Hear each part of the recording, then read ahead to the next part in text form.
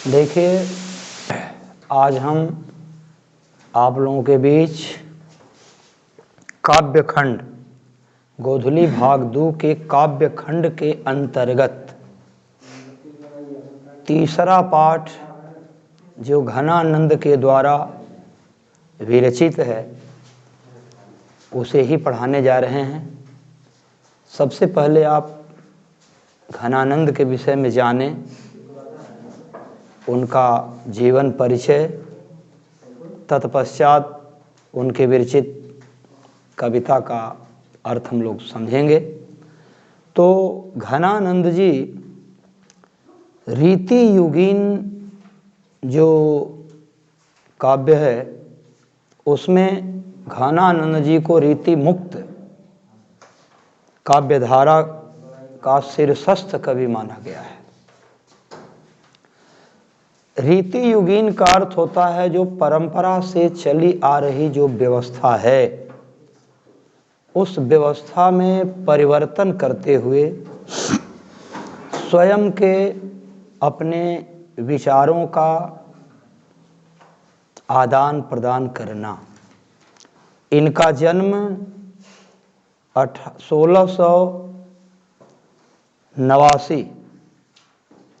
1689 ईस्वी के लगभग हुआ है।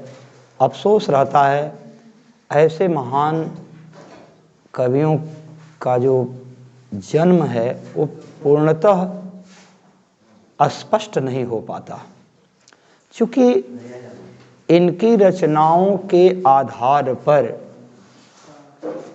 इसे लगभग मान लिया गया है और 1739 ईस्वी में नादिर शाह के सैनिकों के द्वारा इन्हें मार दिया गया। इनकी मौत बड़ी ही दुखद हुई, यानी उस समय हुई जब ये चले गए थे वृंदावन में, मथुरा में चले गए थे। क्यों गए थे आगे आप देखिए। वे मुगल बादशाह मोहम्मद शाह रंगीले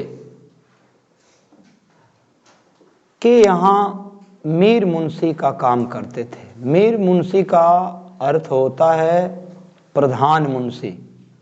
कई मुंशी लिखने पढ़ने वाले रखे जाते थे, उसमें इन्हें जो है मीर मुंशी का काम मिला था। बड़े अच्छे गायक थे और श्रेष्ठ कवि थे, यानी कवि रत्न थे ये। मोहम्मद शाह रंगीले के कवि रत्नों में इनकी गिनती होती थी। यही कारण था कि राजकोष का पूर्ण विवरण इनके हाथों में था, यानी खजाना के ये मालिक थे। कुछ लोग इनके विषय में कुछ किंवदंती बताते हैं, जैसा हम आप लोगों को बताने जा रहे हैं। ऐसी किंवदंती है कि सुजान नामक नर्तकी कहते हैं नाचने वाली स्त्री को, उससे इनका प्यार हो गया था। उसका नाम सुजान था। क्या नाम था उसका? सुजान नाम था। जब विराग हुआ इनको, वैराग्य हुआ इनको, तो ये वृंदावन चले गए और वैष्णव होकर यानी कृष्ण भक्त होकर काव्य रचना करने लगे। कोई न कोई कारण होता है हमारे कवियों के लिखने का। आप सहजता से इसे समझ सकते हैं। आदि कवि वाल्मीकि ने भी एक क्रौंच पंछी के घटना के कारण व्याधा के तीर मारने से ही उनके भी काव्य रचनाएं उनके मुखारविंद से प्रस्फुटित हो चुकी थी। मां निशा त्वम आगमः शाश्वती समा यत क्रौंच मिथुनम एकम बधिम काम मोहितम। समझिए, तो सभी के ऊपर लगभग हमको लगता है कि कुछ न कुछ कारण होते हैं। तुलसीदास को तुलसीदास बनाने में उनकी धर्म पत्नी का सबसे बड़ा योगदान है। चूंकि ये पत्नी के इतने वशीभूत हो चुके थे, इतने आसक्त हो चुके थे कि एक दिन भी अपने पत्नी के बिना नहीं रह जाते। स्वभावतः पत्नी नैहर चली जाती है अपने पिता के घर, और राजापुर के रहने वाले थे वो। रात में चले जाते हैं, लाश बह रही थी गंगा में, उसी पर छटक कर चढ़ जाते हैं और उसी लाश से धीरे धीरे किनारे चले जाते हैं। बताओ, डर तक नहीं है। काम वासना में इतनी उत्तेजना होती है, डर नहीं है। जब जाते हैं वहां अपने ससुर के यहाँ, तो खिड़की पर एक दीपक जल रही थी, अंजूर था। उसमें जब चढ़ने लगते हैं तो एक सर्प जो है घुस रहा था अपने बिल में, ये उसको रस्सी समझकर चचड़ाकर उसी पर चढ़कर डांग गए। अब समझिए, तो उस समय उनकी पत्नी ने इन्हें बड़ी डांका, इतना डांटा, कहा अरे आप कैसे आए हैं, पहले कहां आए हैं आप, तनिक भी आपको शर्म नहीं है का? कभी रात में कैसे आए? कहा लकड़ी बह रही थी। लकड़ी बहती है गंगा जी में कि मुर्दा बहता है? यहां कैसे छटक कर चले आए खिड़की पर से? कहा अरे रस्सी लटकी हुई थी। कहते दिखाइए रस्सी। तो जाकर रस्सी देखते तो रस्सी है, वो तो कीड़ा था, वो घुस गया। कहा हमरो ले बड़का भूत आ गया। जब कीड़ा घुसता हो तो उस समय आप पकड़कर चढ़ सकते हैं, वो नहीं हिलेगा। तब डांटती है, कहती है अरे यार, अस्थि चरम मम देह में जा में ऐसी प्रीति, ऐसी जो रघुनाथ मह होती न तव भव भीति। कह रहे हैं कि अरे आप हाड़ मांस से बने हुए इस चामड़ा वाले शरीर पर इतना आसक्त हो रहे हैं। धन्य है आप, धन्य है। अरे इतना प्रीति, इतना प्रेम यदि भगवान में लगा देते तो आप भवसागर से पार हो जाते। यही प्रेम जो मुझ में प्रेम लगाए हैं, यही भगवान में लगा दे। उसी समय से तुलसीदास को विराग हो गया। जैसे हमारे घनानंद जी को वैराग्य हो गया, उसी तरह तुलसीदास जी को भी वैराग्य हो गया। मैं ये स्पष्ट करना चाह रहा था कि किसी न किसी कारण के ही द्वारा कार्य प्रारंभ होता है। क्योंकि तुम लोगों को बताया गया है कि आवश्यकता ही आविष्कार की जननी है, आप जाने। तो घनानंद जी बड़े सुंदर गायक थे, श्रेष्ठ कवि थे। जब 1939 ईस्वी में, देखो गलती लिख दिया है क्योंकि जब जन्म हुआ 1689 में, 1739 में, तो 1939 कहां से आ गया? नहीं समझा तुम लोग? प्रिंट में गलती छाप दिया है। ये 1739 में जब नादिर शाह ने दिल्ली पर आक्रमण किया था, तब उनके सिपाहियों ने मथुरा और वृंदावन पर भी एक बार धावा बोला था, और ये बेचारे संयोग से मथुरा और वृंदावन आ गए थे। बादशाह का मीर मुंशी जानकर, माने प्रधान मुंशी जान करके घनानंद को भी पकड़ लिया गया और उनसे जर मांगने लगे लोग। जर दो जर। जर का अर्थ सोना होता है। जर का अर्थ क्या होता है? कनक का अर्थ क्या होता है? कंचन का अर्थ क्या होता है? सोना होता है। तो जर जब मांगा, जर दो, जर यानी सोना दो, तो ये उसका उल्टा कर दिए। जर का उल्टा रज होता है। 3 मुट्ठी जो है धूल, कहा है लो लो लो, यही है रज है, रज है, रज है। तत्पश्चात इस पर क्रुद्ध होकर मुगल सिपाहियों ने इनके गर्दन, इनके धड़ से अलग कर दिए। इस तरह से इस महान कवि, महान गायक का दुखद अंत हुआ। घनानंद को प्रेम का पीर कवि कहा जाता है। एक नंबर का प्रश्न आता है कि प्रेम का पीर कवि किसे कहा गया है? तो आपका उत्तर होना चाहिए, याद रहना चाहिए, घनानंद। पीर माने दर्द होता है, प्यार में भी बड़ी दर्द होती है। प्यार आसान नहीं है, आसान नहीं है मेरे दोस्तों। इसमें कितनों की खटिया खड़ी हो गई। प्यार आसान नहीं है, इसमें बड़े लोग उथल पुथल हो जाते हैं, कितने राजा से दरिद्र हो जाते हैं। अब समझो तो, लेकिन लव इज गॉड, प्यार तो ईश्वर है। उस प्यार में ईश्वर की झांकी देखकर तो देखो, प्यार क्या है? ईश्वर है। इसीलिए कहा लव इज गॉड। तो जो ईश्वर है उसमें तो तड़प होगी उसको प्राप्त करने में ना भाई, आसानी से तो नहीं प्राप्त हो जाएगा ईश्वर ना। बहुत मेहनत करने के बाद, बड़ी परिश्रम करने के बाद, एकाग्र निष्ठा से होकर जब त्याग, योग, तपस्या किया जाता है, तब शायद ईश्वर का साक्षात्कार हो जाता है। इसलिए उनकी कविता में जो प्रेम की पीड़ा, मस्ती और वियोग, सब कुछ देखेंगे आप। और प्रेम का मैंने बताया था आप लोगों को पूर्व में कि प्रेम के दो रूप होते हैं, एक संयोग प्रेम और एक वियोग प्रेम।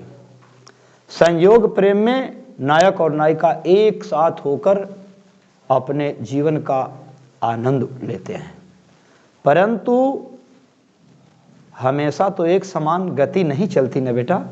अगर दिन है तो रात नहीं होगी हो, और रात है तो फिर दिन नहीं होगी। तो मिलन और बिछड़न दोनों ही होना है। और केवल ये लड़कियों पर लागू नहीं होता, आपके साथ भी होता है। आप भी आज पढ़ रहे हैं तो अपने घर पर हैं, कल रोजी रोजगार के लिए आपको भी बाहर जाना ही पड़ेगा।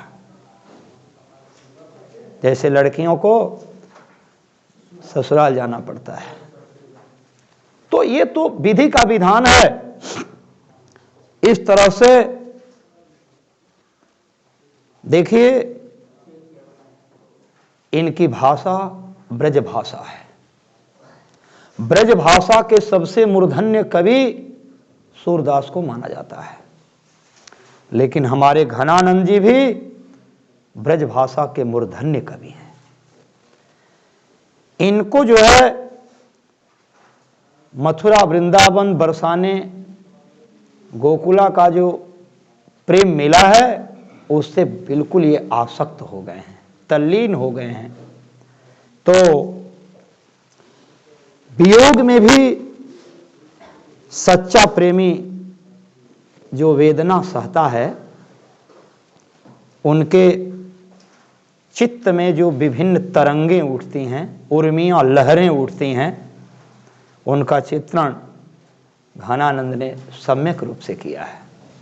संयोग बढ़िया है कि 10 क्लास में आप लोगों के पाठ्य पुस्तक में इस महान कवि की महान रचना आपके सामने प्रस्तुत है, और हम सभी आज उसे पढ़ रहे हैं, अध्ययन कर रहे हैं। घनानंद की भाषा जो है बिल्कुल परिष्कृत और शुद्ध ब्रज भाषा है। इनकी सवैया और घनाक्षरी अत्यंत प्रसिद्ध है।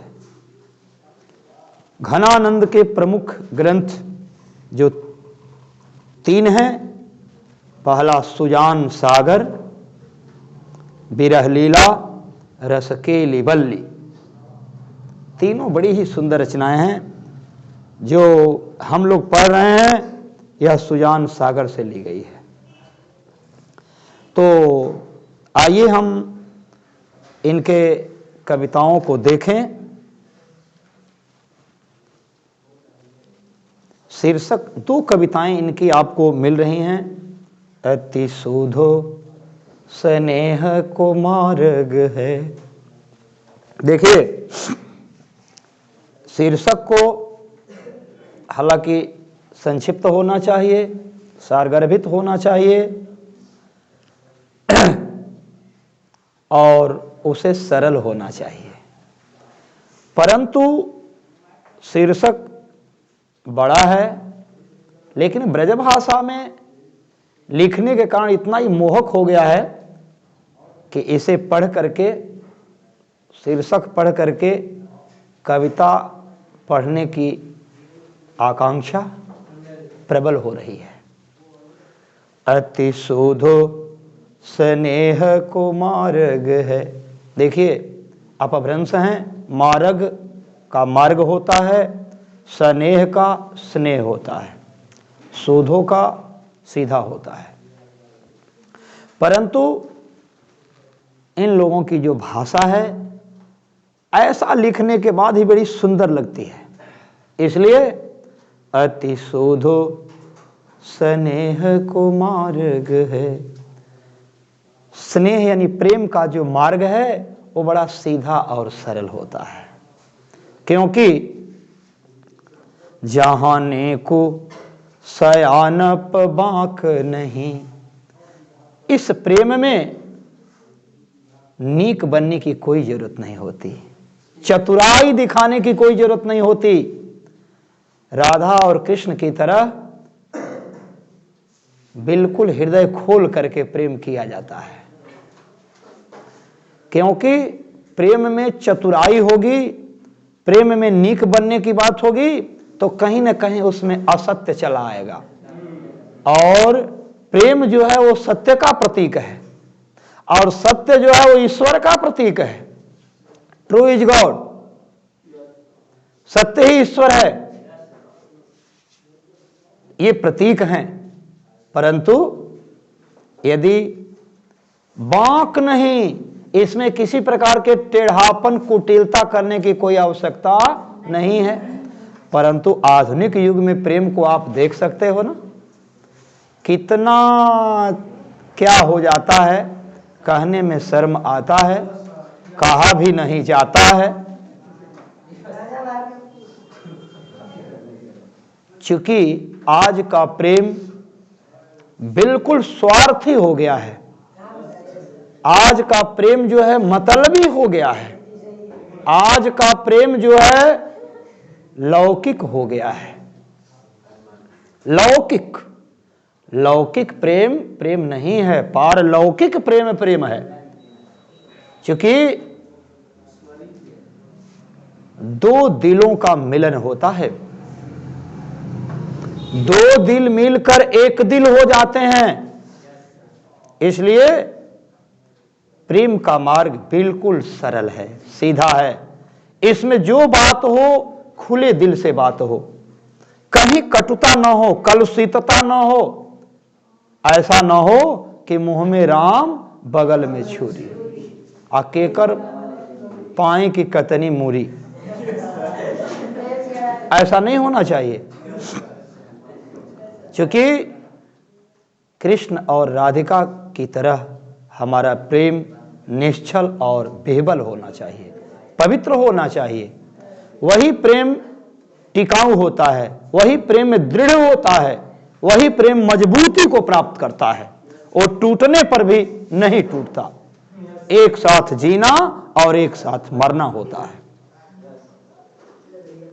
और उस प्रेम का अभी मैंने बताया कि प्रेम का जो दृढ़ता है वो सत्यता पर डिपेंड करती है। तहां सांचे चलें तजी आपन पांव, झझुकै कपटी जे निशांक नहीं। तहां सांचे चले, सत्य की राह पर चलना पड़ता है, उसमें वहां झूठ की रंच मात्र भी गुंजाइश नहीं है। तजी आपन पाओ, अपना और पराया का भेदभाव भी वहां समाप्त हो जाता है। यदि अयम निजः परः वेति गणना लघु चेतसाम, उदार चरितानाम तु वसुधैव कुटुंबकम। यानी यह अपना है और यह दूसरे का है, ऐसा भाव तो अधम लोग करते हैं, नीच लोग करते हैं, खोटे लोग करते हैं। क्योंकि बड़े लोगों के लिए वसुधैव कुटुंबकम, पूरा विश्व ही हमारा परिवार है। प्रेम इस पर आधारित होना चाहिए। दो दिल मिले, दो हृदय मिले, दो सुमनों ने श्रृंगार किया, दो दूर देश के पथिकों ने संग संग चलना स्वीकार किया। यह है प्रेम। तहां सांचे चले तज आपन पांव, झुझके कपटी जे निशांक नहीं। प्यार में झिझक की कोई गुंजाइश नहीं है। कपटी, कपट करने की भी कोई गुंजाइश नहीं है।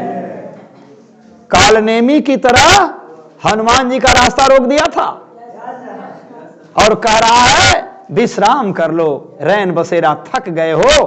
परंतु वो ऐसा नहीं कर रहा था। वो तो सोच रहा था कि तब तक सूर्योदय हो जाएगी और इधर लक्ष्मण जी का प्राण समाप्त हो जाएगा। इनको ज्ञान मिलता है और तब प्राप्त होता है, अरे ये दुष्ट है, और कितना बढ़िया से इनको फंसाया था। भज लो हरि का नाम, तेरा सफल होगा काम, सीताराम सीताराम। अब सोचो, क्या हमें भज लेने मात्र से भगवान के, हम सीता माँ की, ये लक्ष्मण जी का जो है भगवान के छोटे भाई अनुज का हम जान बचाने जा रहे हैं और वहां राम राम भजने से काम हो जाएगा? अरे असली काम तो उनका है, लक्ष्मण का प्राण बचाना, उनका आदेश भी है। मेरे कहने का भाव यह है मेरे प्रिय छात्रों, आप समझ लें कि आप भी अपने अंदर से असत्यता को हटाएं और मैंने कहा ना, मर्यादा का जरूर ख्याल करें। प्रेस्टीज से बढ़कर दुनिया में कोई चीज नहीं है, क्योंकि यदि इज्जत एक बार चली जाती है तो पुनः उस जीवन में लौटकर कभी नहीं आती है। इसलिए अपने मर्यादा का ख्याल करें। कहते हैं कपट की कोई जरूरत नहीं है, निशांक नहीं। निशांक माना होता है बिल्कुल निडर रहना, निर्भीक रहना। तो जैसे गोपियों ने कहा कि माई रिवा मुख की मुस्कानी, संहारी न जई हैं न जई हैं न जई हैं। ऐ मां, यदि श्री कृष्ण मुस्कुराते हुए हम लोगों के सामने चला आएगा ना, तो हम लोग अपने आप को नहीं संभाल पाएंगे, क्योंकि हम लोग उनकी क्या हैं? प्रेमिका हैं। हम लोग तुम्हारी भी बात नहीं सुनेंगे, कोई किसी की कोई बात नहीं सुनेंगे। यह सच्चा प्रेम है। तो घनानंद जी कितनी अच्छी बात बोल रहे हैं, और यह कविता इतनी सुंदर है कि प्यार करने वाले समझ जाएंगे, सतर्क और सजग हो जाएंगे कि हमें प्यार किस तरह से करनी चाहिए, और प्यार में भगवान का स्वरूप देखना चाहिए कि हम भगवान से प्यार करने जा रहे हैं। भक्त भगवान से प्यार करता है, छात्र शिक्षक से प्यार करता है, बेटा अपने पिता और माता से प्यार करता है, और वह प्यार निश्चल होता है। उस प्यार में कोई बनावटीपन, मिलावटीपन, दिखावटीपन नहीं होती है। इस प्यार को ट्रू इज गॉड कहा गया है, सत्य ही ईश्वर है, और लव इज गॉड, प्यार ही ईश्वर है। कहते हैं घन आनंद प्यारे सुजान सुनो, यहां एक तय दूसरो आंख नहीं। कह रहे हैं घनानंद जी अपना परिचय दे रहे हैं कि प्यारे सुजान सुनो, ऐ मेरी प्रेमिका। अभी आप लोग जानते हैं ना कि वो नर्तकी थी सुजान, परंतु सुजान यानी जिसका सुंदर मन हो, जिसके सुंदर विचार हों, जिसके सुंदर मुखाकृतियां हों, ऐसे को हम सुजान कहते हैं। हालांकि आधुनिक युग में ये ठीक तो नहीं लग रहा। आजकल आधुनिक युग में तो बहुत तरह की चीज़ें लोग कह देते हैं, क्योंकि कहना हम पसंद नहीं कर रहे हैं उसे। लेकिन आप खुद सुने होंगे कैसे कैसे बातें कहकर लोग बुलाते हैं, करते हैं, जो अच्छा नहीं लगता। सुजान सुनो, अपने प्रेमिका को कह रहे हैं सुनो, सुजान मेरी बात को सुनो, यहां एकत्र दूसरो आंक नहीं, मैं केवल यदि प्यार करता हूं तो सिंगल वे केवल तुमसे, मेरे हृदय में दूसरी सुजान कभी नहीं आएगी, ये मेरी प्रतिज्ञा है। दूसरो आंक नहीं, यानी मेरे हृदय में जो तुमने स्थान बना लिया है वह स्थान कोई दूसरी सुजान आकर नहीं ले सकती। अब समझिए, यही बात श्री राम ने भी अपने सीता के लिए कहा था कि ऐ सीते, मैं तुम्हें वचन देता हूं। आज तक जितने भी राजा हैं अपने पत्नियों को तोहफा दिए हैं, कौन सी का? अलंकार का, गहना का। मैं हार दे रहा हूं, मैं कुछ दे रहा हूं, मैं कुछ दे रहा हूं, रुपया पैसा दे रहा हूं, परंतु मैं श्री राम तुम्हें वचन दे रहा हूं। कहा प्रभु क्या दे रहे हैं? कहा आज तक कोई राजा नहीं दिया, मैं वो दे रहा हूं। कहा अब तब तो और जल्दी दे दीजिए। कहा मैं वचन दे रहा हूं। कहा कि मैं वचन दे रहा हूं सीते कि मेरे जिंदगी में सीता को छोड़कर दूसरी सीता कभी प्रवेश नहीं करेगी। बताओ इससे बड़ा और पत्नी के लिए क्या चाहिए? गहना तो पुराना हो सकता है, टूट सकता है, परंतु यह वचन टूट सकता है, क्योंकि प्राण जाई बरु वचन न जाई, रघुकुल रीति सदा चली आई, प्राण जाई बरु वचन न जाई। यानी प्राण चला जाएगा परंतु वचन नहीं जाएगा। और देखो श्री राम ने उस चीज को किया कि नहीं किया? काशी नरेश की पुत्री से जब सीता चली गई थी जंगल, तो विवाह तय हो गया था, लगभग सारे लोग कर दिए थे, परंतु केवल राम ने उसको अस्वीकार कर दिया। किसने कह दिया मैं विवाह करूंगा? कौन मेरा शादी तय कर दिया? बिना मुझसे पूछे। इस तरह की बातें कहना क्या एक मान सम्मान का द्योतक नहीं है बेटा? स्वार्थी नहीं थे वो लोग, प्राण वचन के लिए तो अपना प्राण दे देते थे, जैसे दशरथ जी ने दे दिया। तो घन आनंद प्यारे सुजान सुनो, ऐ सुजान सुनो, यहां एक तय दूसरो आंक नहीं, केवल मैं तुमसे ही प्यार करता हूं, मेरे हृदय में दूसरी सुजान कभी नहीं आ सकती।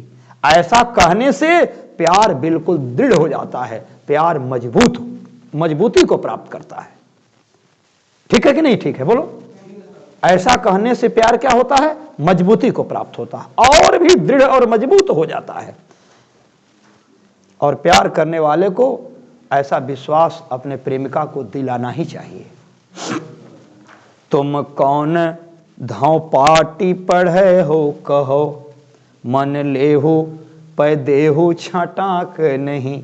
देखिए, करे आप प्रेम करने वाले घनानंद जी कहते हैं कि कौन सा पाठ पढ़ा गया है, मन लेहु, जिसमें मन लेहु पै देहु छटाक नहीं।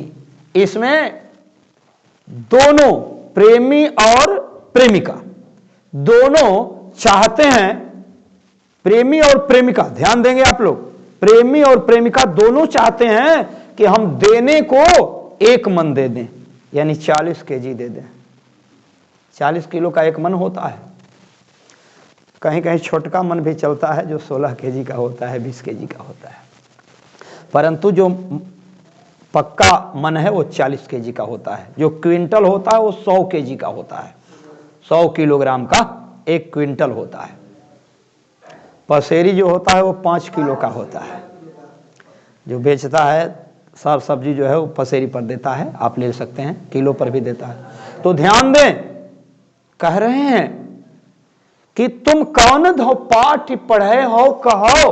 अरे यार, तुम प्रेमी और प्रेमिका कौन सा पाठ पढ़ लिए हो कि देने के लिए दोनों चाह रहे हो कि हम एक मन दे दें, हम एक मन दे दें, परंतु देहु छटाक नहीं, परंतु एक छटाक भी लेने की इच्छा नहीं होती। देने की इच्छा होती है कि एक मन दे दें, परंतु लेने की इच्छा एक छटाक, एक छटाक का मतलब 100 ग्राम भी नहीं, समझ लीजिए 100 ग्राम भी लेने की इच्छा नहीं है, परंतु देने की इच्छा क्या है कि हम एक मन दे दें। अर्थात प्रेमी और प्रेमिका में देने की होड़ है, लेने की होड़ नहीं है। बताओ क्या ये प्यार मजबूत होगा कि नहीं होगा? जहां देने की होड़ हो, परोपकार करने की होड़ हो,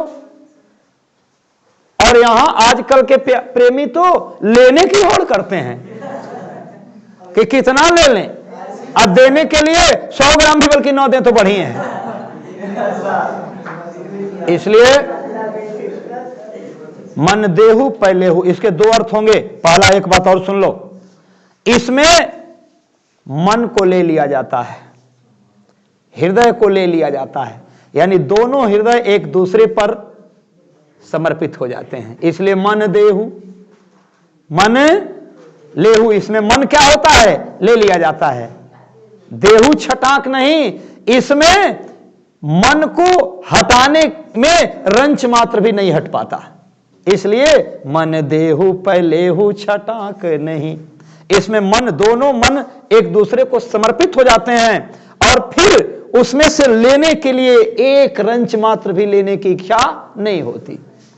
क्योंकि तुम लोग को बताया गया है कि श्री कृष्ण जो हैं, श्री कृष्ण को चोर कहा गया, क्योंकि वो मन चुरा लेते हैं, मन चुरा लेते हैं। और मन चुराना चोरी है नहीं, नहीं, वो तो आकर्षण है, वो तो उनका स्वभाव है, नेचर है, जिससे आप कोई भी भक्त जब उनको देखता था तो उसका मन उनका हो जाता था। तो प्रेम में वही होना चाहिए। प्रेम में मन को ले लिया जाता है या मन को दे दिया जाता है, लेकिन उसमें लेने के लिए एक रत्ती भर यानी एक क्षण भी अपने मन को दूसरे ओर व्यस्त नहीं किया जाता। सोचो, दो अर्थ मिल रहे हैं इसके। पहला अर्थ तो मैंने बताया, एक मन देना यानी 40 किलो दे देना, परंतु लेने के लिए 100 ग्राम भी नहीं लेना। दूसरा है मन ले लेना, पूरा मन ले लेना, परंतु उस मन में से तनिक भी उसमें से विचलित नहीं होना। ठीक है ना? तो पहला तो समझ में आ गया होगा, बोलिए कोई दिक्कत इसमें? अब दूसरा है, ये तो संयोग रस था, परंतु अब वियोग रस में आप चलेंगे। मुँह सुआनी ही ले बरसो। अब सुजान से हमारे घनानंद जी वियोग हो गया है, बिछुड़न हो गया है, दूरी बढ़ गई है, पता नहीं है वो दूसरे जगह है और ये दूसरे जगह हैं, परंतु अब अपना जो आत्मा की जो बात है, जो हृदय की बात है, पहुंचाना चाहते हैं। कहां? सुजान तक।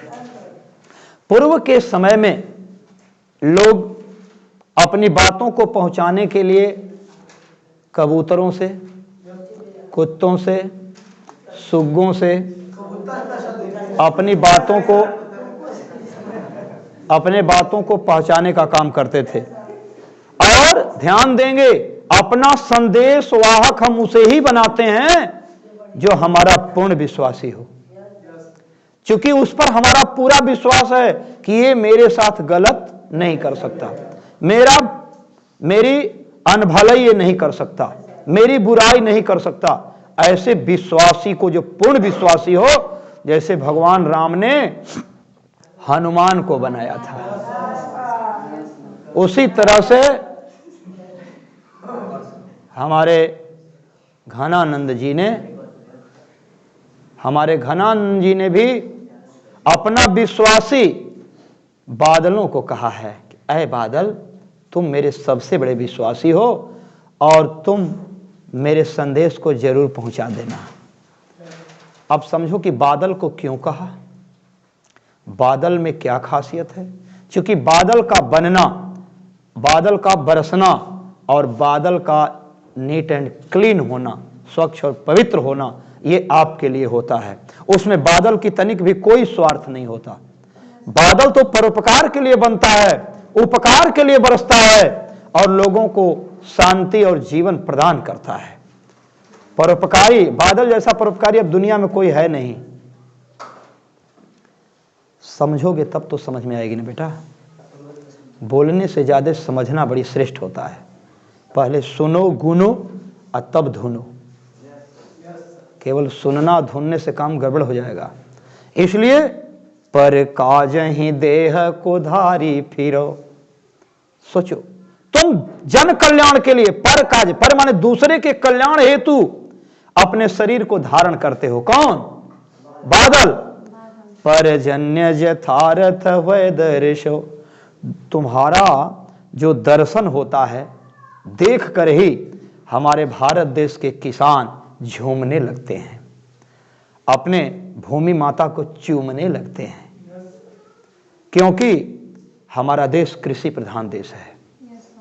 यहाँ 70% जनसंख्या कृषि पर रहती है।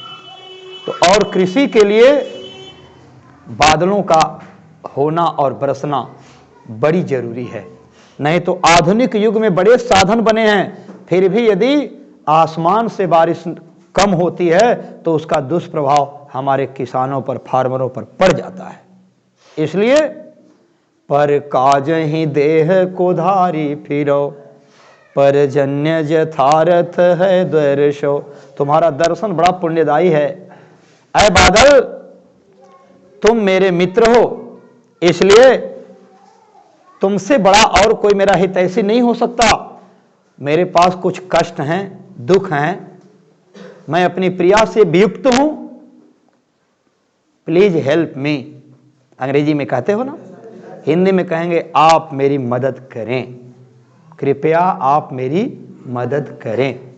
कहते हैं अरे तुम इतने अच्छे हो, इतने अच्छे हो कि जो अवर्णनीय है, जिसका वर्णन नहीं किया जा सकता। क्यों? क्योंकि निधि नीर सुधा की समान करो, निधि नीर सुधा की समान करो, सब ही विधि सज्जनता सरसों। बादल तुम इतने अच्छे हो कि क्षारीय पानी को, लवणीय पानी को, नमकीन पानी को जो समुद्र में है, उस पानी को तुम संघनन क्रिया करके, घनीभूत करके, घर्षण क्रिया के द्वारा उसकी क्षारीयता को समाप्त कर देते हो और वो जल मृदु जल बना देते हो, वो जल ड्रिंकिंग वाटर बना देते हो और वो जल जीवनदायक बना देते हो। अब तुमसे बढ़िया कौन हो सकता है? बिना पैसा के, बिना मशीन के, बिना आदमी के इतना पानी बरसता है और इतना मीठा जल बर्फ देता है समुद्र से पानी लेकर के। इतना बताओ कि समुद्र का पानी यदि हम मीठा बनाएंगे मशीन के द्वारा तो कितनी खर्च आएगी? बोलो, आएगी कि नहीं आएगी? तो क्या हम ये नहीं कह सकते बेटे कि बादल जैसा कोई परोपकारी नहीं है? इसलिए सब ही विधि सज्जनता सरसों, मैंने तुमको देख लिया है कि तुमसे बड़ा अब सज्जन दुनिया में और कोई नहीं है, क्योंकि तुम्हारा शरीर धारण करना भी एक दूसरे के लिए है।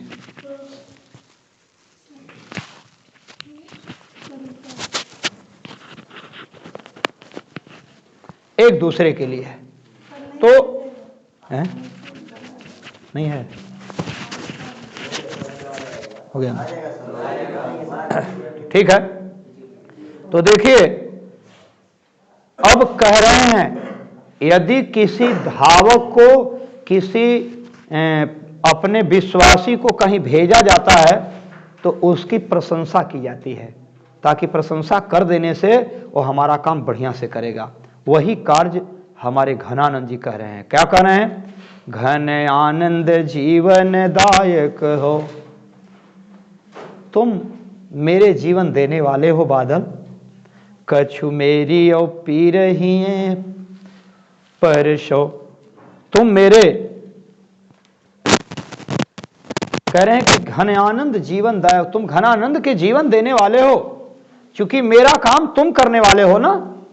अगर मेरी सुजान नहीं रहेगी तो यह घनानंद भी इस जीवन में नहीं रहेगा। अब समझ लो कितनी तड़प है। यदि मेरी सुजान नहीं रहेगी, पता चल जाएगा कि वो मेरे विरह में तड़प कर मर गई, तो यह घनानंद भी उसके विरह में तड़प कर मर जाएगा।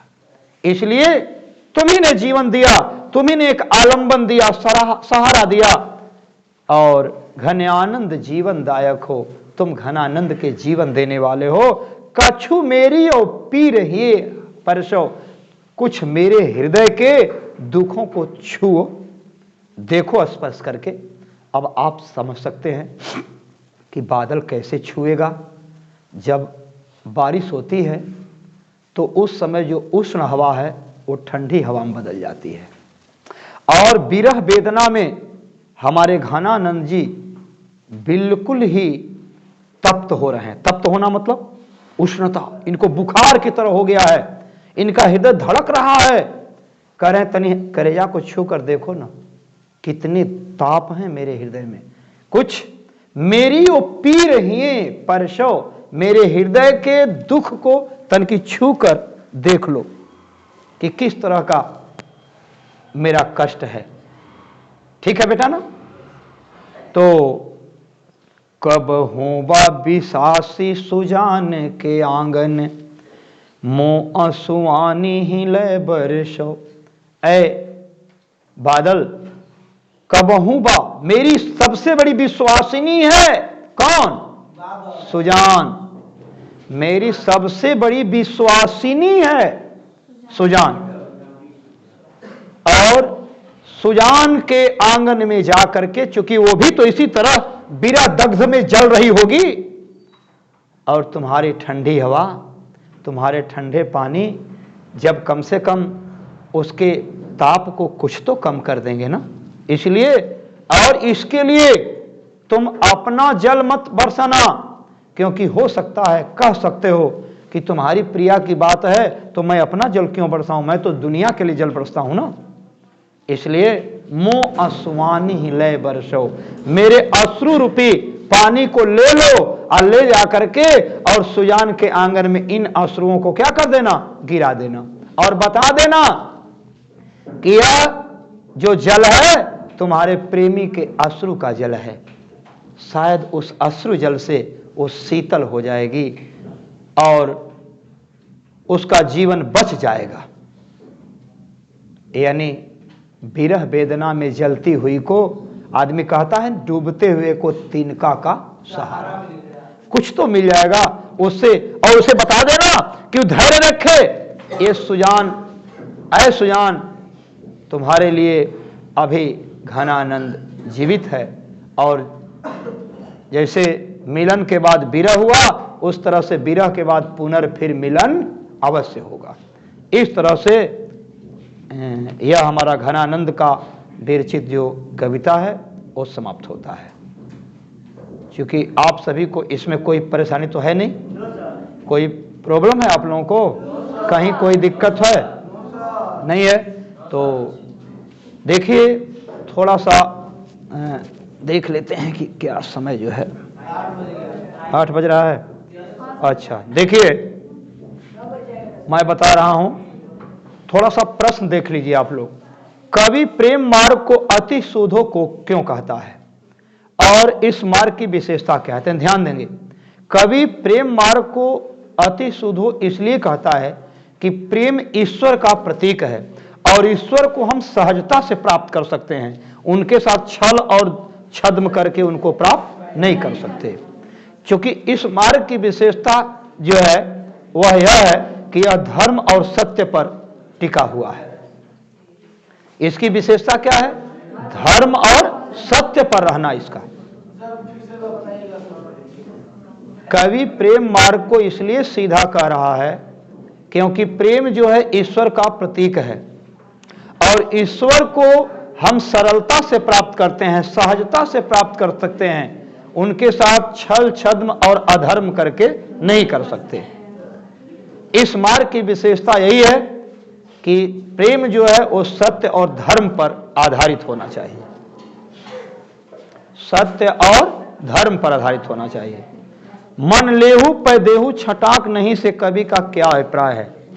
कवि का अभिप्राय यही है कि प्रेमी और प्रेमिका में देने की होड़ होनी चाहिए, लेने की होड़ नहीं होनी चाहिए। यानी इसमें दोनों तरफ से मन ले लिए जाते हैं और मन दे दिए जाते हैं। इसमें प्रेमी से प्रेमिका न प्रेमिका से प्रेमिका एक छटाक भी लेने यानी रंच मात्र भी तनिक भी लेने की इच्छा नहीं होती। इसका अभिप्राय यही है। दूसरा छंद किसे संबोधित है? बादल को। और क्यों? क्योंकि वो परोपकारी है और उसके समान परोपकारी और दुनिया में कोई नहीं है। परहित के लिए देह धारण कौन करता है? बादल धारण करता है, क्योंकि उसका जी बनना, उसका बिगड़ना, उसका कष्ट सहना, घर्षण करना, चमक दमक होना, आग लगना, बिजली चमकना, गर्जन करना, ये सारी चीजें वो क्यों बर्दाश्त करता है? केवल परोपकार के लिए, उपकार के लिए इतना कष्ट सहता है। कवि कहां अपने आंसुओं को पहुंचाना चाहता है? अपनी प्रेयसी सुजान के, अपनी प्रेयसी सुजान के पास। और क्यों? क्योंकि वह भी विरह वेदना में इन्हीं की तरह जल रही होगी, धधक रही होगी, उसकी भी धड़कन बढ़ गए होंगे।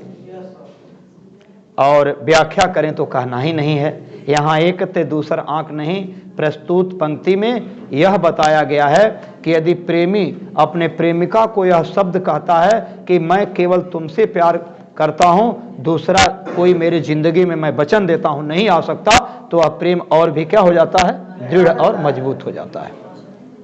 कछु मेरी ओ पीर हिए परसों का अर्थ हुआ कि ऐ बादल, मैं बड़ी विरह वेदना में विदग्ध हूं, मैं जल रहा हूं, मेरी वेदना को आप समझें और समझकर इस वेदना को दूर करने का प्रयास करें, क्योंकि आपके सिवा और कोई दूर नहीं कर सकता।